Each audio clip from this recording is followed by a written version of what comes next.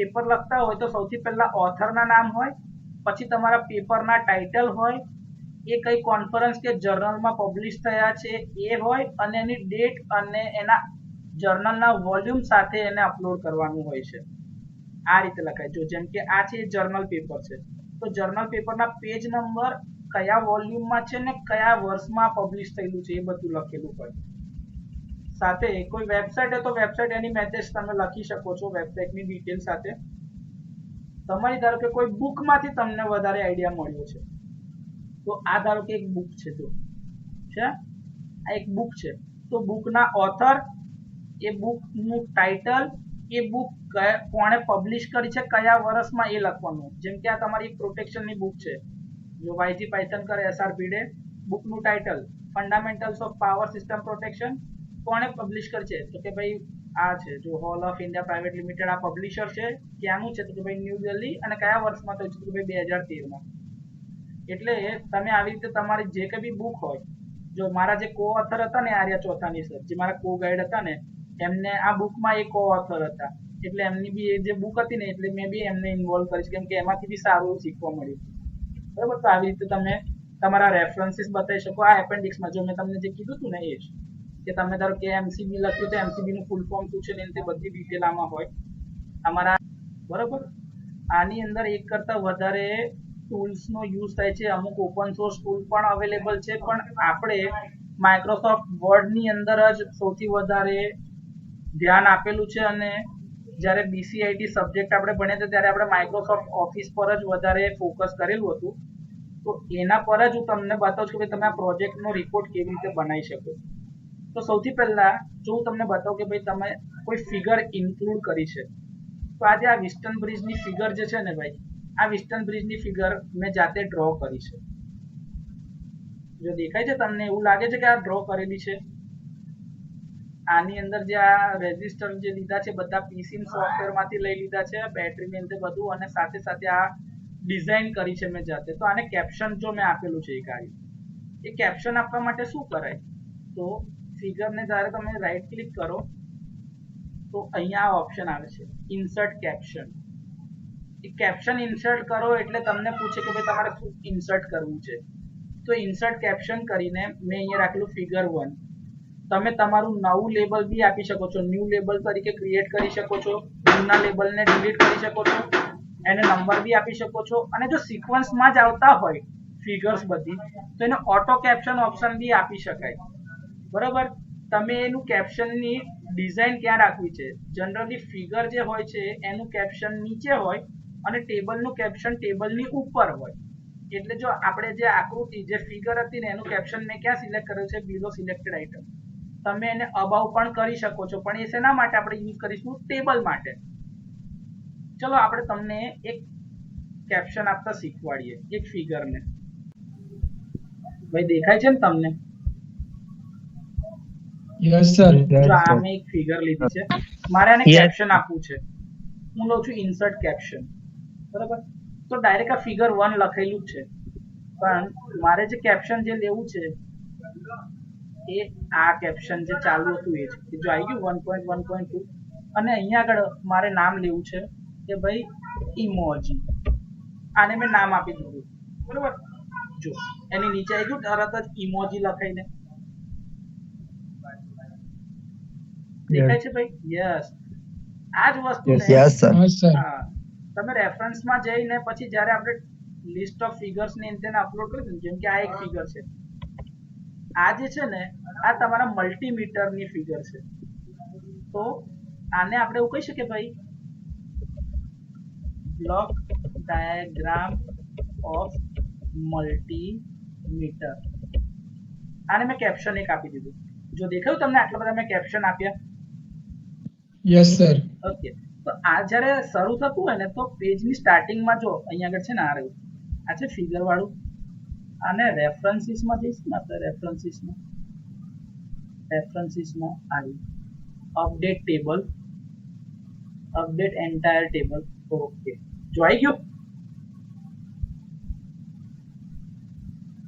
હા સર. જો એની મેથડ દેખાય છે 1.101 એમીટર, 1.102 ઇમોજીન, 1.103 બ્લોક ડાયાગ્રામ ઓફ મલ્ટીમીટર. જે આપણે આપ્યું એ જ એની મેથડ જનરેટ થવા લાગ્યું.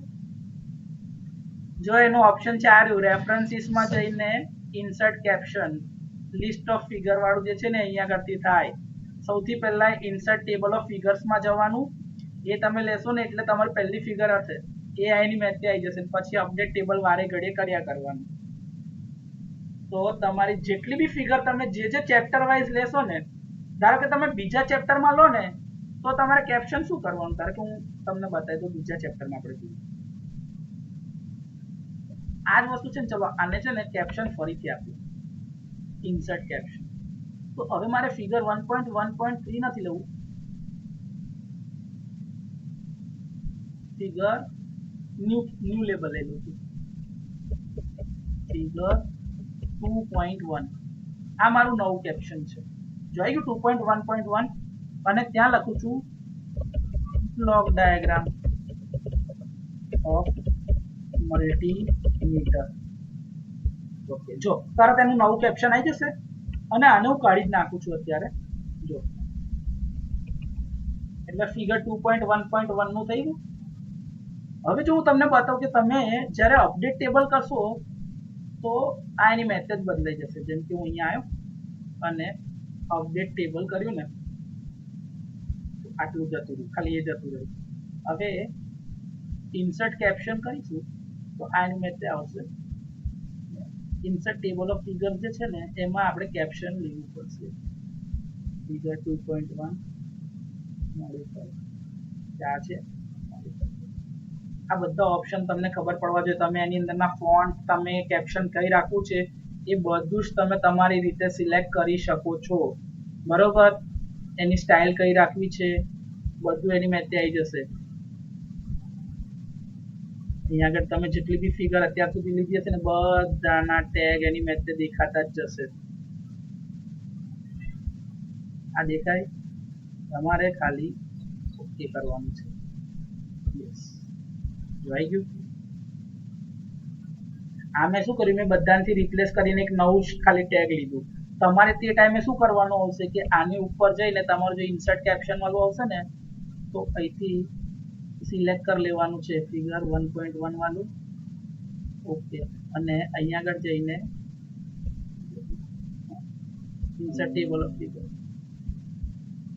Insert table of figure figure 1.1. Okay, આવી ગયા બધા જ.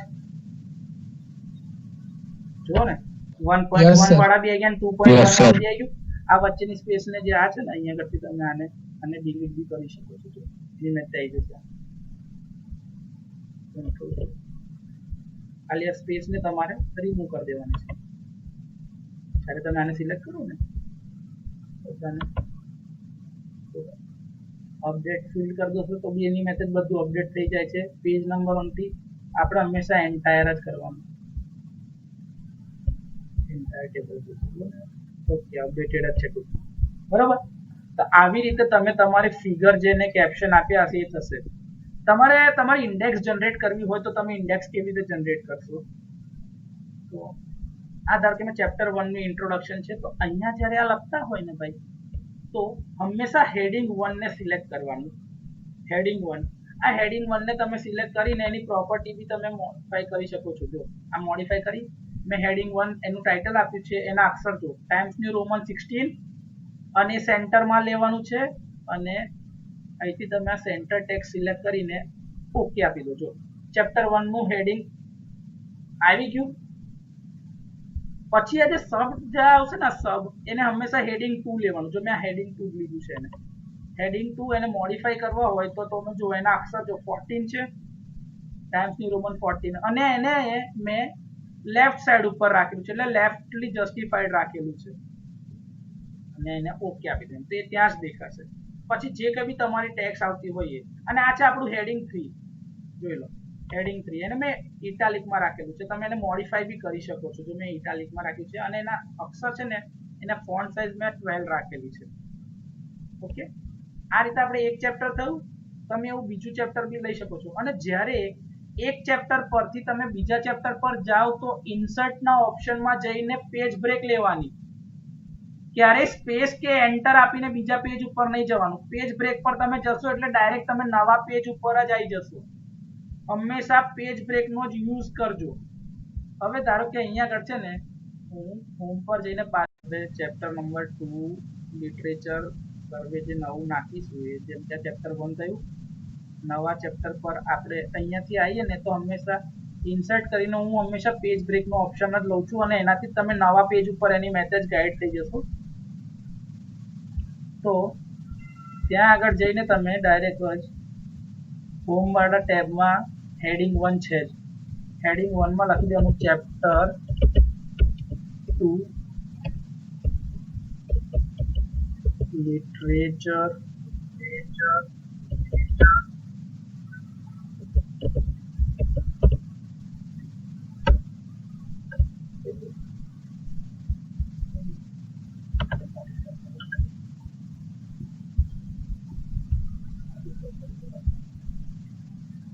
કંટ્રોલ એસ આપી દેવાનું જેથી કરીને એના સેટિંગ દેવાની એવા હેડિંગ 2 આપી દઈએ તો હેડિંગ 2 ની અંદરથી તમે લખી શકો સ્ટાર્ટ, આવું ખાલી એમ છો 2.1 સ્ટાર્ટ.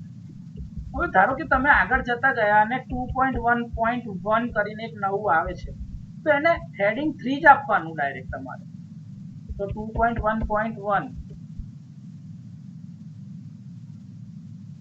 ન્યૂ ઇનસાઇટ ખાલી હમણાં તમારા માટે જ આવું લખું છું, બરોબર. આવું તમે કરતા જાઓ ધીરે ધીરે ધીરે. અને ભાઈ અત્યારે તો હું ભલે આવી રીતે હવે એન્ટર ટેબનો ને એનો તેનો યુઝ કરું છું પણ તમારે દરેક વખતે નવા પેજ ઉપર આવો એટલે જેમ કે જો અહીંયા છે તો હું હંમેશા જઈશ ને તો ઇન્સર્ટ કરીને પેજ બ્રેક પર જ જવાનું ન્યૂ ચેપ્ટર. તો અહીંયા આપણે હેડિંગ 1 સિલેક્ટ કરવાનું પાછું. એટલા માટે કહું છું કે આવી મહેનત તમે અત્યારે કરશો ને તો વાંધો નથી પણ પાછળ જતા તમને જ્યારે ઇન્ડેક્સ લખવાની આવશે ને તો તમને બહુ તકલીફ પડશે. ચેપ્ટર 3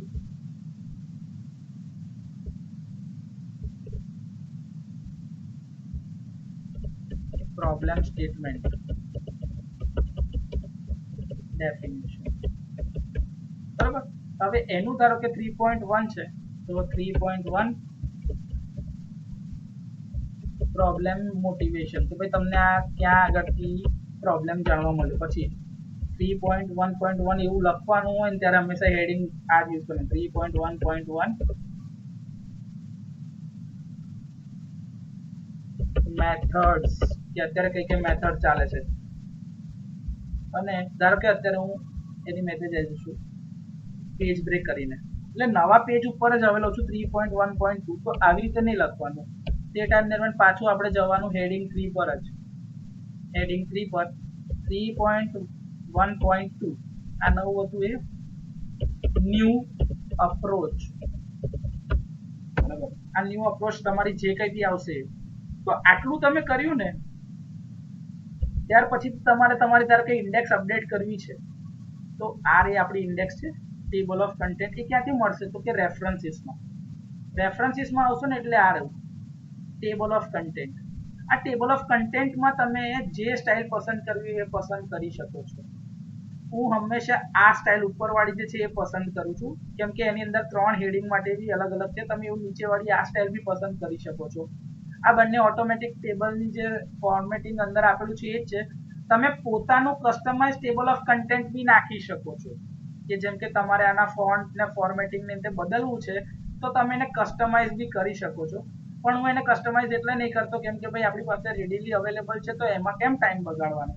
તો ડાયરેક્ટ મેં એને કરી દીધું ને ઓકે અપડેટ કરી દીધું તો આવી ગયા ચેપ્ટર 2 લિટરેચર રિવ્યુ. એના જે પોઈન્ટ્સ હતા એ ચેપ્ટર 3 હમણાં જે આપણે નાખ્યા એના પેજ નંબર સાથે આવી જશે.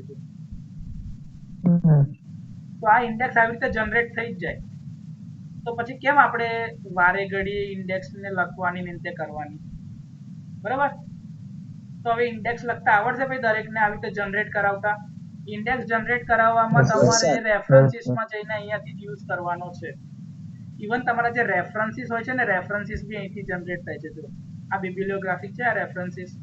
તમારે જે રેફરન્સીસ નાખવો હોય ને રેફરન્સીસ બી તમે અંદર સાઇટેશન ની અંદર નાખીને તમારા જ્યારે રિસર્ચ પેપર કેવું કંઈ અમે લોકો વર્ડમાં લખતા હતા ત્યારે એના જે રેફરન્સીસ હોય કે ભાઈ 22 22 25 25 રેફરન્સીસ હોય તે કે ટાઈપ કરવા કે લખવા ના બેસાય, એટલે ડાયરેક્ટ એની અંદરથી આ રેફરન્સીસ પર જ ક્લિક કરો ને તો એના રેફરન્સીસ બી એની મેથડ જનરેટ થતા હતા.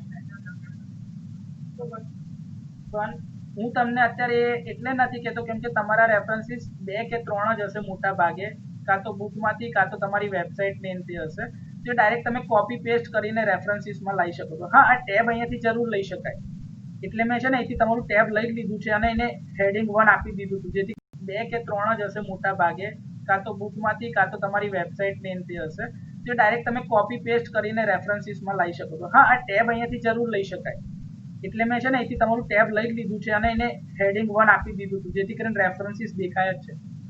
પછી રેફરન્સીસ ત્યાં આગળ તમે ડાયરેક્ટ કોપી પેસ્ટ બી કરી શકો છો, એ બી એક મેથડ છે જ કે રેફરન્સીસની અંદર ધારો કે તમે જશો તો આ રેફરન્સ તમારા જે આવશે,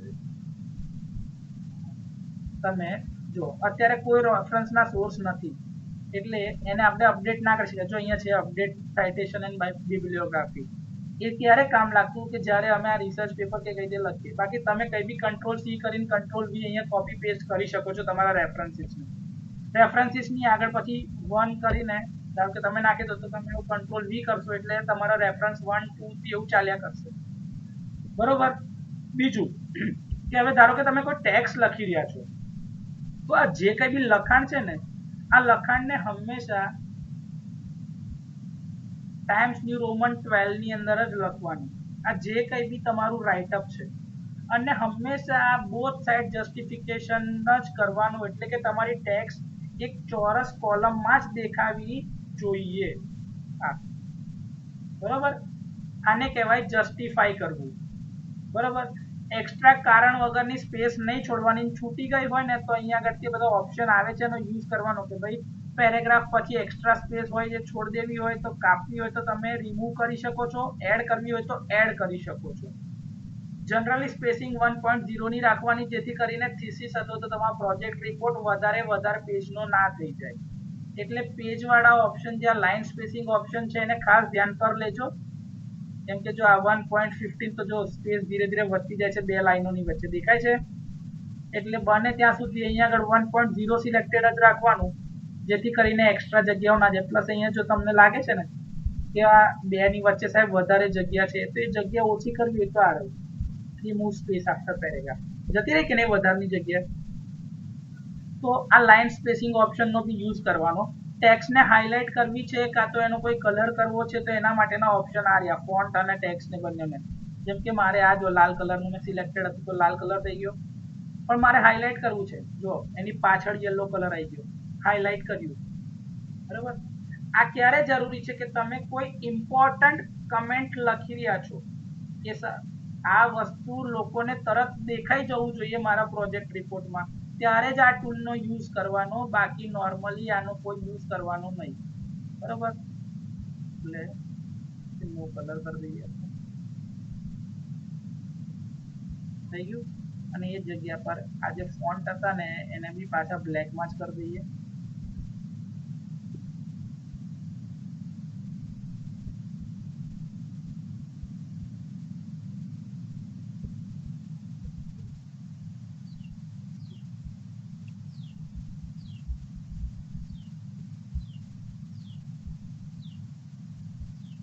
થઈ ગયું. આવી રીતે રિપોર્ટ બનાવતી વખતે આ બધી વસ્તુઓનું ખાસ ધ્યાન રાખવાનું, જેથી કરીને જે તમારો રિપોર્ટ દેખાવો જોઈએ એ સ્ટાઇલમાં જ દેખાય. પ્લસ આ બધાને જ્યારે પેજને બોર્ડરને રીતે આપવી હોય તો તમે અલગ અલગ ટાઈપની ડિઝાઇન વાપરી શકો છો. તમારે જે વોટરમાર્ક મૂકવાના છે એ વોટરમાર્ક કેવી રીતે મૂકીશું એ તમને બતાવું. તો વોટરમાર્ક જેમ કે તમે કોઈ જગ્યાએ જતા હોય તો એના પેમ્ફલેટ્સ કે લિફલેટ્સ આવે ને તો એની પાછળ આવું લખેલું હોય કે કોન્ફિડેન્શિયલ, અથવા તો કોઈ ક્લાસ હોય તો ક્લાસનું નામ, કોઈ માણસે કર્યું તો એનું નામ હોય છે, એ બધું હોય છે. તો એ આવી રીતે ટેક્સ્ટની અંદર બી વોટરમાર્ક લઈ શકાય છે. આપણે લેવાનું છે કસ્ટમ વોટરમાર્ક, કેમ કે આપણે પિક્ચર નાખવું છે કે ટેક્સ્ટ નાખવી છે. તો જો અત્યારે બાય ડિફોલ્ટ નો વોટરમાર્ક પર હોય, પણ આપણે પિક્ચર લેવાનું છે એટલે આપણે પિક્ચર વોટરમાર્ક લીધું અને કોઈ પિક્ચર હોય તો work offline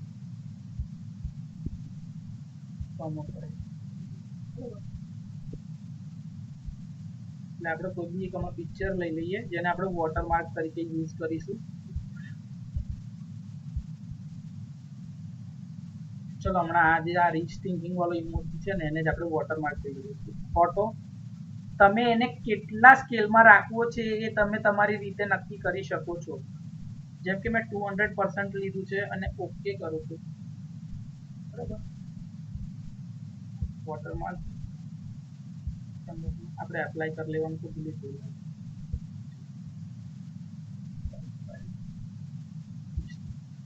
emoji insert apply.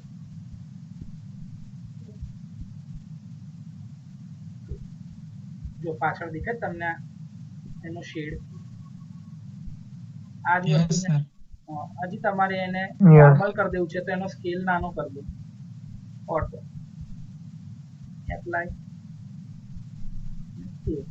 એ ઓટોમાં મેં સ્કેલ લઈ લીધું છે એટલે તમને તરત દેખાઈ જશે એની અંદરનો ચેન્જ. આવી રીતે તમારે તમારો આ જે કસ્ટમ વોટરમાર્કમાં તમારે જીટીયુ નો સિમ્બોલ લેવાનો છે. અમુક પેજ તમારે બ્લુ, ડાર્ક, પિંક ને એ બધા અલગ અલગ કલર ના હોય છે તો પેજને તમારે કલર કરવો હોય તો એનો ઓપ્શન આ રહ્યા. જો જેમ કે તમને બતાવું તો એ કારણ પેજ કલર તમે પેજને સિલેક્ટ કરીને એને કલર બી કરી શકો પણ આ વોટરમાર્કના લીધે તમને અત્યારે પેજનો કલર આવો દેખાતો નથી. બરોબર, આખા રિપોર્ટને તમારે પેજને બોર્ડર આપવી છે તો પેજની અંદર બોર્ડરમાં જઈને આ જ લેવાનું અને હોલ ડોક્યુમેન્ટ હોય ને એની જગ્યાએ તમારે ધારો કે શરૂઆતના 2 કે 3 પેજ લેવા છે તો ખાલી કહેવાનું કે ભાઈ ફર્સ્ટ પેજ ઓનલી. પછી અમુક વાર એવું થાય કે સાહેબ એકલા પહેલા પેજને નથી લેવું બાકી બધાને લેવા છે તો એ અલગ અલગ ઓપ્શન આપેલા છે. બરાબર, અમુક વાર એવું થાય કે તમારે ખાલી આ જ પેજને આપવું છે તો ધીસ સેક્શન એટલે ડાયરેક્ટ એટલા સેક્શનને બોર્ડર આપશે. એની અંદર બધી અલગ અલગ સ્ટાઇલ હોય છે.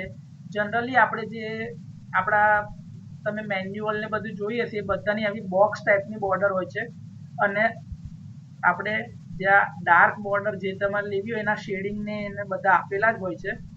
બરાબર, આપણે સૌથી પહેલી લઈએ છીએ અને એની વિડ્થ ને તે કેટલું રાખવાનું ને એ બધું તમે અહીંયાથી સિલેક્ટ કરી શકો છો. બરાબર, તમે જેટલા પોઈન્ટની રાખશો એટલું એ સ્લાઇડ મોટું થતું જશે અને એટલું મોટી બોર્ડર દેખાશે. જેમ કે જો અત્યારે આ છે ને હું એને આટલી 4.5 વાળી રાખું છું. બોર્ડર જાડી થઈ ગઈ. ઓકે, આ બધી Yes, વસ્તુઓ sir. ખાસ Yes, શીખવાની sir. છે કે વોટરમાર્ક કેવી રીતે મુકાય એ બી હવે તમને આવડી ગયું. પેજને બોર્ડર આપવી હોય તો તમે કોઈક ધારો કે મારે આટલાને જ હવે બોર્ડર આપવી છે તો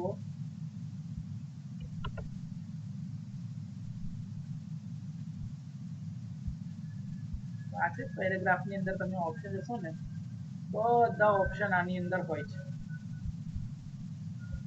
અહીંથી પેજ બોર્ડરમાં અને આને સિલેક્ટ કરો ધીસ સેક્શન અને એની બોર્ડર આપણે આ લઈએ અને એની વિડ્થ નાની થતી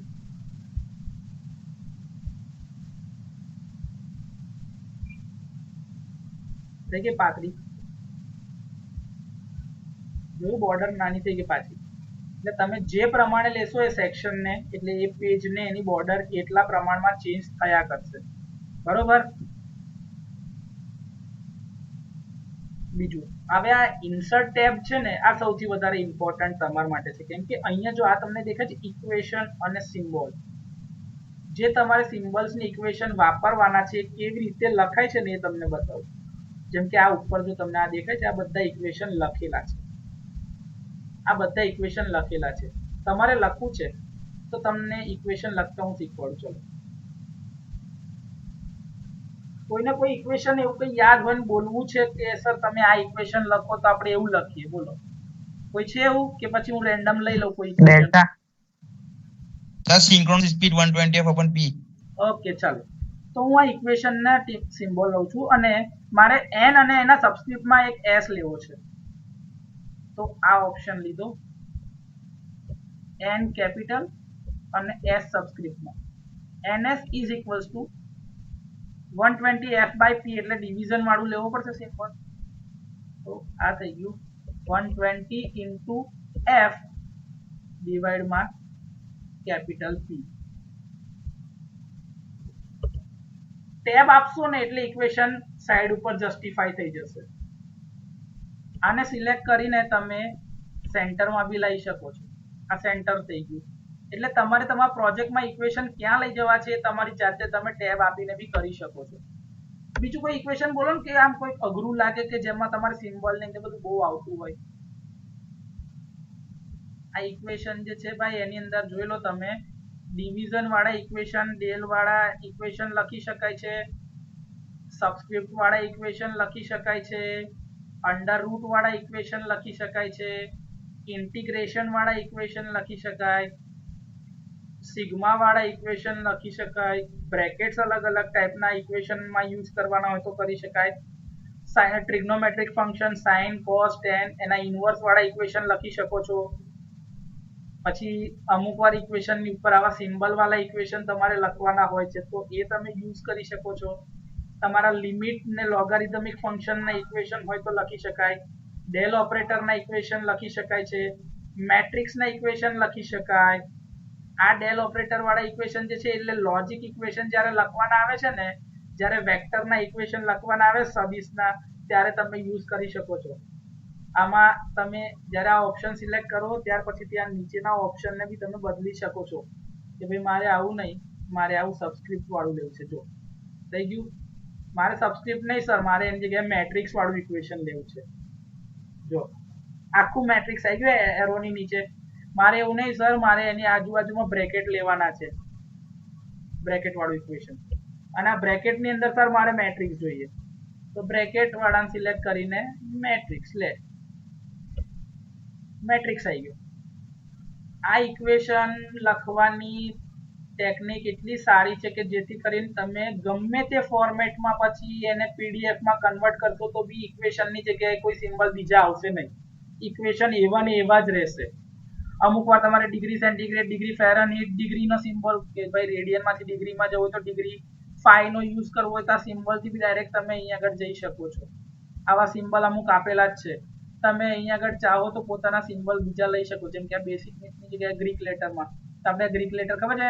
ઈટા, એફિશિયન્સી માટે ઈટા લેવો પડે છે, થીટાની યુઝ કરવું પડે છે, બરોબર. આ બધા જે સિમ્બલ, આ તમારે લેમ્બડા જે વેવલેન્થ માટેનો સિમ્બોલ છે, પછી આ મ્યુ તમારે માઇક્રોફેરાડ માટે લેવો હોય તો મ્યુ લઈ શકો છો. આ બધા લોઅર અને અપર કેસના સિમ્બલ્સ આપણી પાસે છે. એટલે તમે સિમ્બોલ્સમાં જઈને તમારે કયા ઓપરેટરને શું લેવું છે એ સિમ્બલ્સ બી અહીંયા આગળથી લઈ શકાય.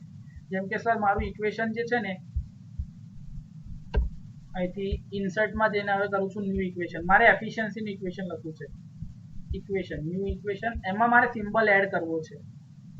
એફિશિયન્સીનો સિમ્બલ લેવો પડશે ને ભાઈ.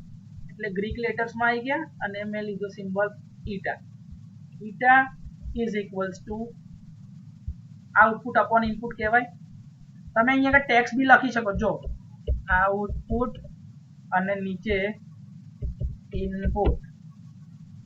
આ ઇક્વેશન તમે તમારા ફ્યુચર યુઝ માટે તમારી વર્ડની જે ડિક્શનરી હોય, એટલે જે આ તમારું જે વર્ડ ફાઇલ છે એના ઇક્વેશનની ડિક્શનરીમાં તમે એને નવા ઇક્વેશન તરીકે સેવ કરી શકો. જેમ કે આ ઇક્વેશન, તો એનું નામ આપી દેવાનું એફિશિયન્સી ઇક્વેશન, અને આ એફિશિયન્સી તરીકે આ સેવ થઈ જશે. એટલે જ્યારે બી હવે તમે નવું ઇક્વેશન લખવું હશે કે ભાઈ મારે ફરીથી એફિશિયન્સીનું ઇક્વેશન લખવાનું થયું, તો ઇન્સર્ટ ઇક્વેશન, અને અહીંયા ઇક્વેશનમાં જોશો ને તો તમારા સેવડ ઇક્વેશન હશે અમુક છે. તમે આ એફિશિયન્સીનું ઇક્વેશન હમણાં સેવ કરેલું, ડાયરેક્ટ એના પર ક્લિક કરશો ને એની મેથે આવી જશે ઇક્વેશન. ફરીથી લખવું નહીં પડે. એટલે કે એક જ ઇક્વેશન એક કરતા વધારે વાર જો વાપરવાનું થાય તો વારે ઘડીએ લખવું, એના કરતા તો આવી રીતે ઇક્વેશનને સેવ કરેલા રાખવાના, જેથી કરીને ઇક્વેશન ડાયરેક્ટ યુઝ થઈ શકે. આ ઇન્સર્ટ ટેબ સૌથી ઇમ્પોર્ટન્ટ છે, કેમ કે એ તમને ઇક્વેશન અને સિમ્બલ લખતા શીખવાડશે. ધારો કે તમે હવે કોઈ કિંમત આવી, સાહેબ એક્સેલની કિંમત તમે શોધીને પાછળ તમારે અહીંયા ઓમ્સ લખવો છે, તો આ ઓમ્સ કેવી રીતે લખાય છે? તો આ ઇન્સર્ટ સિમ્બલ્સમાં જવાનું, સિમ્બલ્સની અંદર આવો રહ્યો ઓમ્સ આવી ગયું. એટલે તમે આવી રીતે ઓમ્સને બી સિલેક્ટ કરી શકો છો અને સિમ્બલ અને ઇક્વેશન આવી રીતે લખવાના, બરોબર. બીજું ઇન્સર્ટની અંદર જો આ હેડર ફૂટરનો યુઝ સારો એવો થાય છે. તમે પેજ નંબર આપવા હોય તો અહીંથી page number, bottom of the page, અને હંમેશા બોટમમાં સેન્ટરમાં જ તમારે આપવાના પેજ નંબર. એની ડિઝાઇન બી અલગ અલગ આવે છે, તમે તમારી ડિઝાઇન બી અલગ અલગ પસંદ કરી શકો છો. જો દેખાય છે, આ કસ્ટમ ડિઝાઇન ની અંદરથી તમે જે ચાહો એવી ડિઝાઇન તમે પસંદ કરી શકો છો અને પેજ નંબર આપી શકો છો. ટાઈટ વાળી જો થઈ ગઈ, તમારો પેજ નંબર આવી રીતે દેખાશે. બદલવું છે તો પેજ નંબર વાળા પાછા જાઓ, બોટમ ઓફ ધ પેજ, અને એની ડિઝાઇન પાછી બદલી નાખી છે તો બદલી નાખો. સિમ્પલ. એટલે ફૂટરમાં આવી રીતે તમે આપી શકો છો. હેડર ફૂટરની તમે માર્જિન ચેન્જ કરવા હોય કે ભાઈ નાનું કરવું છે હેડર કે ફૂટર નાનું કરવું છે તો તમે એની જગ્યાને બધું ચેન્જ કરી શકો છો. બરોબર, પછી એના ટેબને બંધ બી કરી શકો છો. તમારો પેજ નંબર એની મેં થઈ ગયા. આ રીતે પેજ નંબર તમે તમારા રિપોર્ટમાં આપી શકો છો. ઠીક છે. આની અંદર તમે ઓનલાઈન વિડીયો બી લાગજો. હા, તમને ઇમેજ બનાવતા શીખવાડું છું. ભાઈ તમે ફ્લો ચાર્ટ ને કેવી રીતે બનાવશો. તમે આખો ફ્લો ચાર્ટ એક સાથે જવો હોય તો એના માટે શું કરશો, તો જો આ ઇન્સર્ટમાં શેપ્સમાં જવાનું. જેમ કે તમારું આ સ્ટાર્ટ વાળું છે તો આ સ્ટાર્ટ વાળું મેં લીધું. અહીંથી ડાયરેક્ટ આ જે ફિલ છે ને મેં આ ફિલ લીધું એટલે બ્લેન્ક થઈ ગયું. અને એની જે બોર્ડર જે છે ને એ શેપ આઉટલાઈન એ બ્લેક કલર કાળા કલરમાં થઈ ગઈ. મારે આની અંદર કંઈક લખવું છે, જેમ કે સ્ટાર્ટ એવું લખું તો એડ ટેક્સ્ટ, START સ્ટાર્ટ. નથી દેખાતું? ઓકે, લે દેખાઈ ગયું. સ્ટાર્ટ લખ્યું મેં આવું. હવે સર મારી અંદર છે ને એરો લેવો છે તો ઇન્સર્ટના ઓપ્શનમાં શેપ્સમાં જશો ને ત્યાં એરો બી છે. જો આ એરો, આ એરો તમે અહીંથી આટલેથી આટલો પસંદ કરો. થઈ ગયું આ એરો. હવે તમારે બીજો કંઈક ફ્લો ચાર્ટની અંદરનો શેપ લેવો છે. મેં આ શેપ લીધો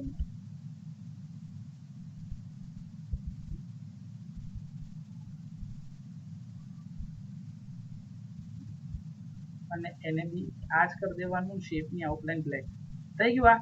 અને આની અંદર લખવું છે એડ ટેક્સ્ટ, ફ્લો ચાર્ટ કમેન્સીસ. સ્પેલિંગોને એના પર હમણાં બહુ લોડ ના કરતા ભાઈ, એ તમારા માટે નથી. પણ હવે મારે આ ત્રણે ત્રણને એક સાથે રાખવા છે તો શું કરવાનું, કંટ્રોલ A આટલાને સિલેક્ટ કરી, તો કંટ્રોલ કંટ્રોલ ને કંટ્રોલ. આ કર્યા પછીથી છે ને અહીંયા આગળ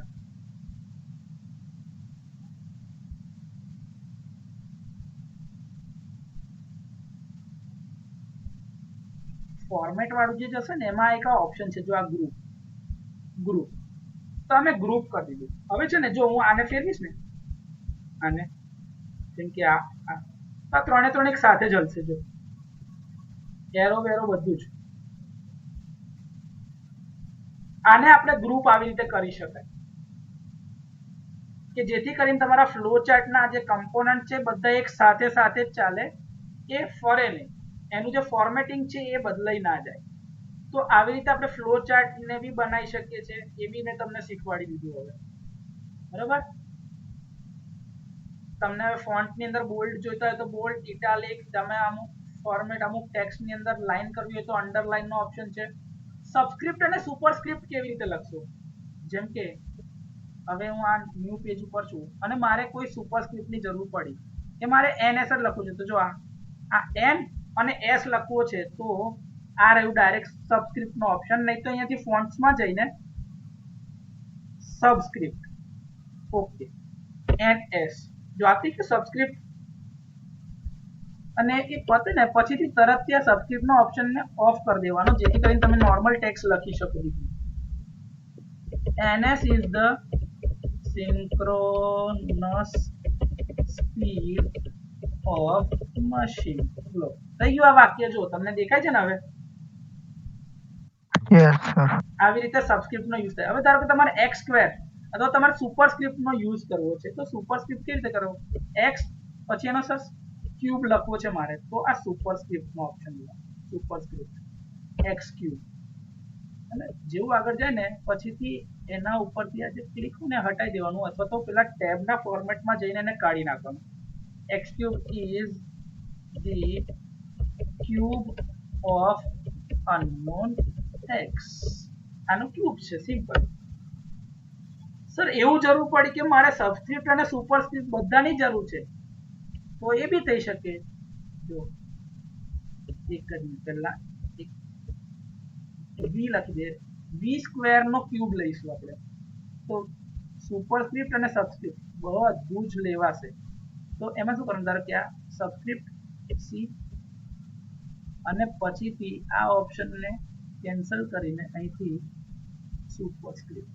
ઓકે, જો તો સબસ્ક્રિપ્ટ બી આવે ને સુપરસ્ક્રિપ્ટ બી આવે, આવું બી થાય. અને આવું ના કરવું હોય ને ભાઈ, તો સૌથી બેસ્ટ ઓપ્શન સબસ્ક્રિપ્ટ અને સુપરસ્ક્રિપ્ટ જોઈતું હોય એક સાથે, તો ઇક્વેશનમાં જતું રહેવાનું અને સ્ક્રિપ્ટની અંદર જો આરો ઓપ્શન સબસ્ક્રિપ્ટ અને સુપરસ્ક્રિપ્ટ બધું જ આવી જાય. આ v1 નો સ્ક્વેર જો થઈ ગયું.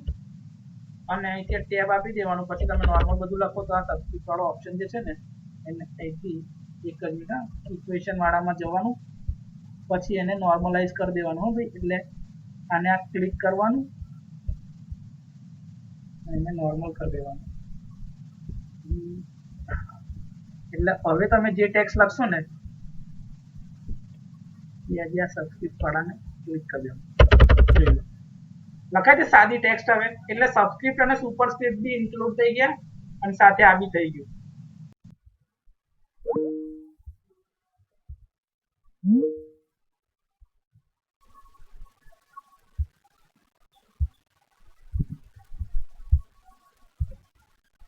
દેખાય છે ભાઈ?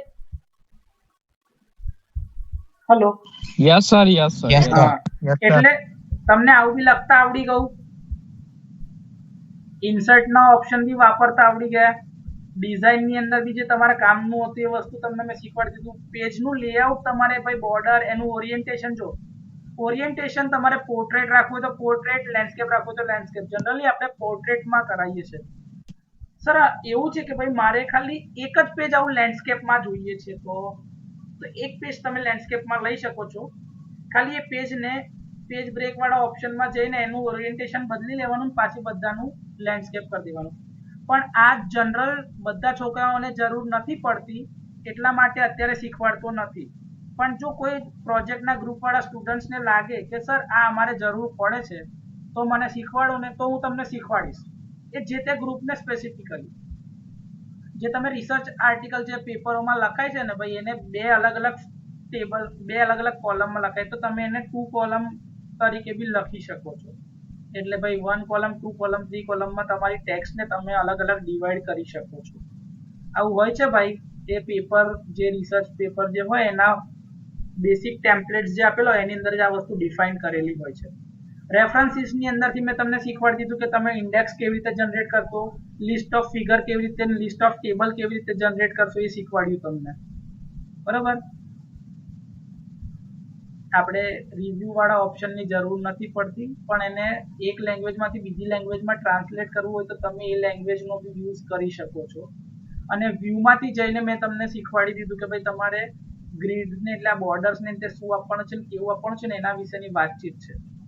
પછી આ ફાઇલને જ્યારે બી તમે સેવ કરો ને તો ફાઇલને સેવ કરીને રાખી દેવાની, એટલે આ ફાઇલ તમારી સેવ થઈ જશે.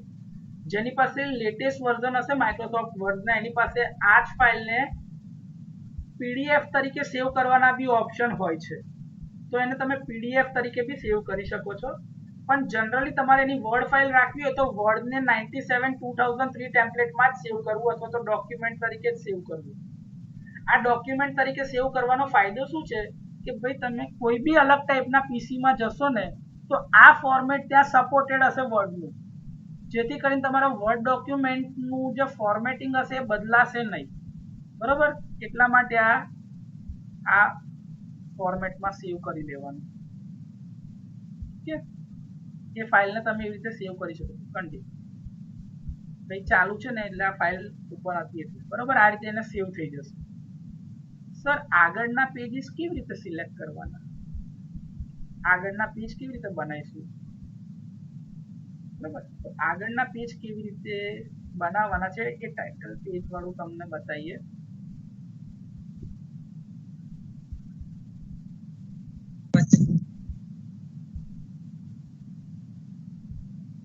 જેમ કે આ તમારું ફ્રન્ટ પેજ છે, તો અત્યારે ટાઇટલ પેજ એવું કરીએ છીએ અને એટલે ટાઇટલ પેજમાં તમે તમારો કન્ટેન્ટ ને તે નાખી દેજો અને પાછળ પેલું વોટરમાર્ક જીટી નું મૂકજો.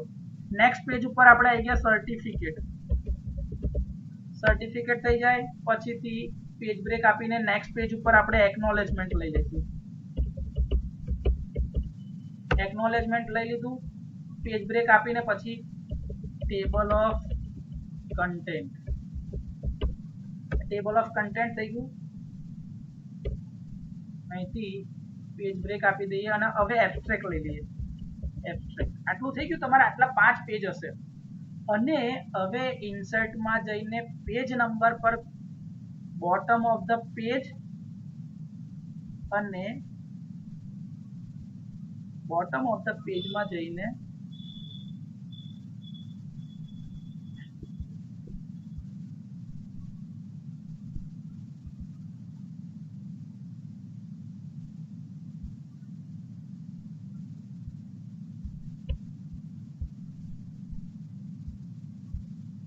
આજે છે અહીંયા છે આની જગ્યા પર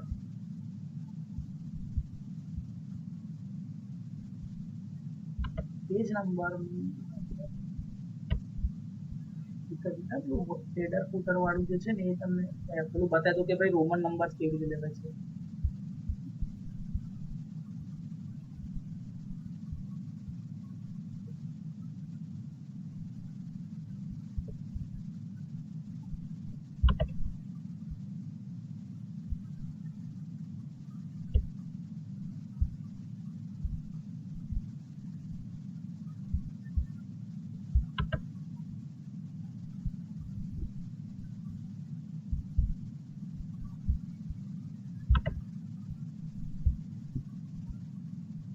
જો આ રહ્યા ફોર્મેટ પેજ નંબર્સ.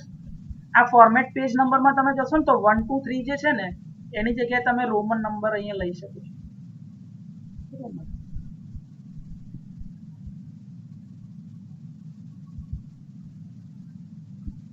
અને એ રોમન નંબર સિલેક્ટ કર્યા પછી બોટમ ઓફ ધ પેજ અને એને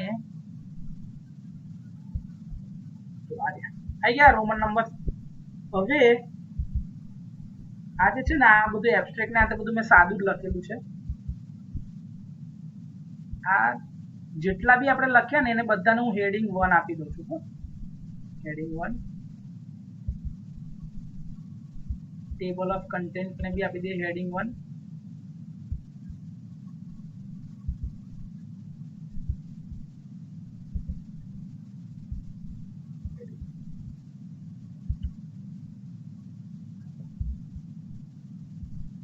સર્ટિફિકેટ હેડિંગ 1. ટાઇટલ પેજ જે છે એ બી હેડિંગ 1 થઈ ગયું. આટલું પછી શું કરવાનું છે કે જે આ એકનોલેજમેન્ટની પછી જે ટેબલ ઓફ કન્ટેન્ટ છે ને અહીંયા મેં કર્સર રાખ્યું અને રેફરન્સમાં જઈને ટેબલ ઓફ કન્ટેન્ટ જોઈ લો. થઈ ગયા તમારી ઇન્ડેક્સ જનરેટ. Yes sir. બરોબર.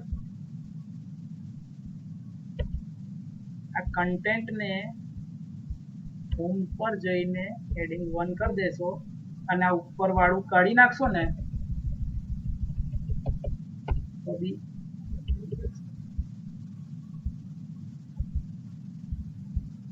અહીંયા લખી દેજો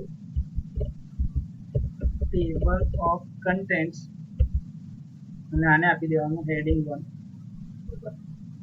જ્યારે બી તમે અપડેટ કરશો ને હવે ટેબલમાં કંઈ બી નવું તો આવી રીતની એક ઇન્ડેક્સ આની જનરેટ થાય.